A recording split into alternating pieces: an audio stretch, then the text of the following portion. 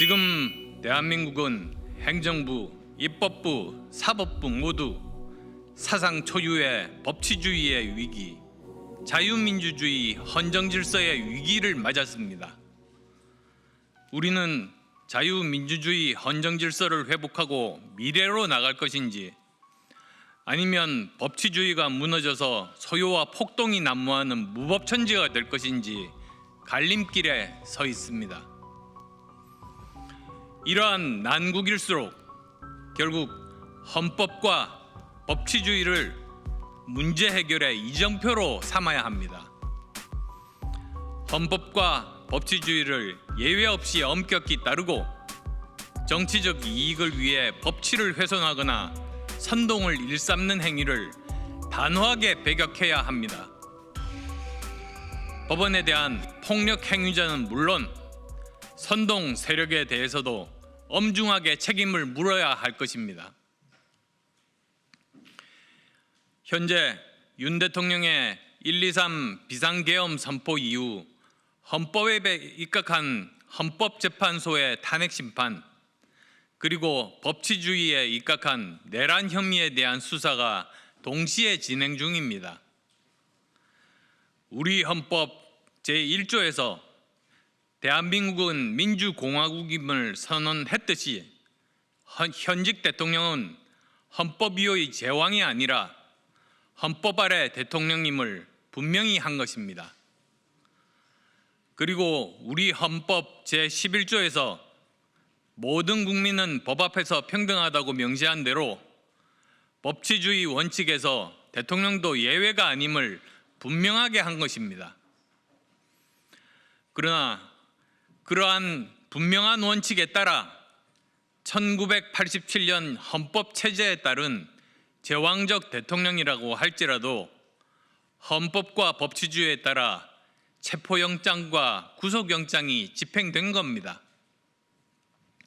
마찬가지로 초거대 야당의 전체주의적 지도자 이재명 대표의 공직선거법과 위증교사 항소심 재판 또한 법치주의의 예외가 될 수 없습니다. 첫째, 이제는 이재명 대표의 시간입니다.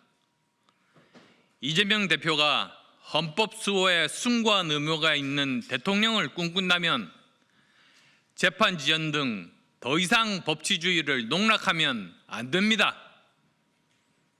이재명 대표는 1심 판결까지 여러 가지 수법으로 무려 2년 2개월이 넘는 긴 시간이 걸리게 했고, 이제 2심 판결을 앞두고는 접수통지서 수령을 거부하는 등의 수법으로 재판 개시를 2달 지연시켰습니다.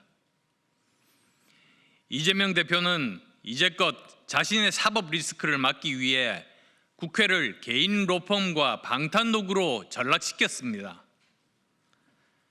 차벽과 인간 방어벽보다 더욱 공고한 입법 방어벽으로 피의자 이재명을 보호한 이재명 민주당을 규탄합니다. 입으로는 자유민주주의와 법치주의, 그리고 무죄 추정의 원칙을 말하면서도 정작 자신들의 행동은 내로남불이라면 결국 국민들의 심판을 면치 못할 것입니다. 또한 어제 서부지법 난동과 관련해 이재명 대표는 서부지방법원 난동 사태는 사법부 체계를 파괴하는 결코 용납할 수 없는 행위라고 말했습니다. 뭐 묻은 개가 겨 묻은 개 나무랄 기가 찰 노릇입니다. 애초에 대한민국 사법체계와 법치주의의 근간을 흔든 것은 누굽니까? 바로 이재명 민주당입니다. 이재명을 수사하는 검사를 탄핵해서 직무를 정지시키고 심지어 판사 탄핵까지 운운하며 사법부를 겁박하던 폭거 집단이 이재명 민주당입니다. 따라서 이재명 대표는 지금까지 법치주의를 농락한 것에 대해 국민께 사과하고 향후 성실하게 재판에 임해야 할 것입니다. 둘째, 사법부는 법치주의에 따라 이재명 대표에 대한 2심 재판을 2월 15일에 마쳐야 합니다. 윤 대통령의 탄핵 심판과 수사가 KTX급 속도로 진행된다면 이재명 대표의 공직선거법 재판과 위증교사죄 재판 등 5개의 재판은 증기기관차 시절에 늑장열차 속도로 진행되고 있습니다. 대한민국이 헌법과 법치주의가 제대로 작동하는 나라라면 당연히 이재명 대표의 5개의 재판 중 공직선거법 항소심들만이라도 법에 명시된 633 원칙에 따라 2심은 반드시 3개월 이내인 2월 15일에, 대법원 확정 판결은 3개월 내인 5월 15일에 선고되어야 합니다. 만약 633 원칙이 지켜지지 않는다면 대한민국 사법부의 권위는 실추되고 국민들의 사법부에 대한 신뢰는 땅바닥에 떨어져서 정치적 대혼란을 질서 있게 수습하는 것은 불가능해질 겁니다. 셋째, 국난의 시대를 극복하기 위해서는 헌법과 법치주의를 붕괴시키는 일체의 혐오 정치를 중단하고 우리 모두 국민 통합에 나서야 합니다. 대한민국이 국난을 극복할 수 있었던 것은 국민 모두가 마음을 모은 국민 통합 때문이었습니다. 박정희 대통령 시절에 잘 살아보세 한마디로 모두 마음을 모아 후진국을 선진국으로 만들었고, 김대중 대통령 시절에는 금모으기 운동으로 IMF 외환위기를 세계에서 가장 빨리 극복하고 도약할 수 있었습니다. 지금 우리 대한민국은 국론이 분열되어 사실상 심리적 내전 상태입니다.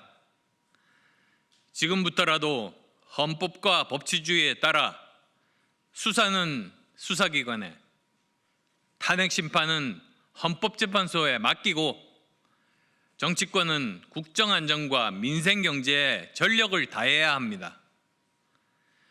철저히 헌법과 법치주의에 기반하여 국가 위기를 수습하고 국민을 통합해 나가야 합니다. 정치권은 분열을 조장하기보다 국정안정에 주력해야 합니다. 대통령 직무정지 이후 정치권의 책무는 국정을 안정시키는 것이었습니다.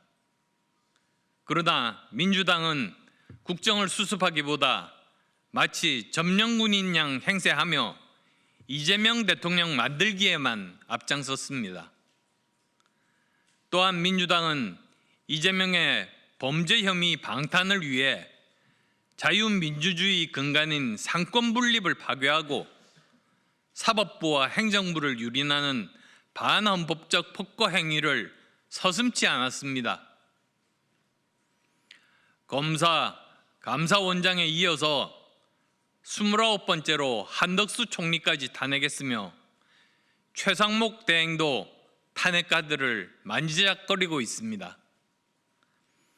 과도한 입법 권력으로 행정부와 사법부를 마비 상태로 몰아넣고 민주주의의 가장 기본 원칙인 삼권 분립을 파괴하고 있는 겁니다. 급기야 일반 국민의 카톡까지 처벌하겠다고 겁박하고 있습니다. 대통령 사형 운운하며 비아냥거리고 총을 맞고서라도 대통령을 체포하려고 하며 오히려 상대를 자극했습니다. 민주당은 이 같은 오만과 분열의 폭주를 즉각 중단해야 합니다. 국민의힘도 이번 법원 판결에 승복하고 폭동을 일으킨 일부 과격 세력과 단호히 절연함으로써 보수의 가치를 지켜내야만 합니다. 이제 수사는 수사기관에, 탄핵 심판은 헌법재판소에 맡기고 정치권은 오로지 국정을 수습하는 데 매진해야만 합니다. 윤석열 대통령께도 말씀드립니다. 구속은 되었지만 여전히 국민을 대표하는 대통령이시며 헌법을 수호하실 책임이 있습니다. 국정 안정을 갈망하는 국민의 바람을 헤아려 주시는 한편 지지자들이 냉정을 잃지 않도록 이끌어 주시기를 간곡하게 부탁드립니다. 지금 우리 대한민국은 민주공화국 헌정 질서는 물론 정치, 경제, 외교, 안보의 현실 모두 총체적 위기입니다. 국가의 위기와 사회 정치적 혼란이 극심할수록 대한민국의 이정표인 헌법과 법치주의에 따라 법적, 절차적 정당성 확보에 철저해야 하며 자기에게 주어진 소명에 충실하고 최선을 다해야만 합니다. 저는 헌법과 법치주의를 무너뜨리려는 그 어떤 시도에 대해서도 단호하게 싸울 것이며 반드시 대한민국의 헌정 질서와 민주주의를 지켜낼 것입니다.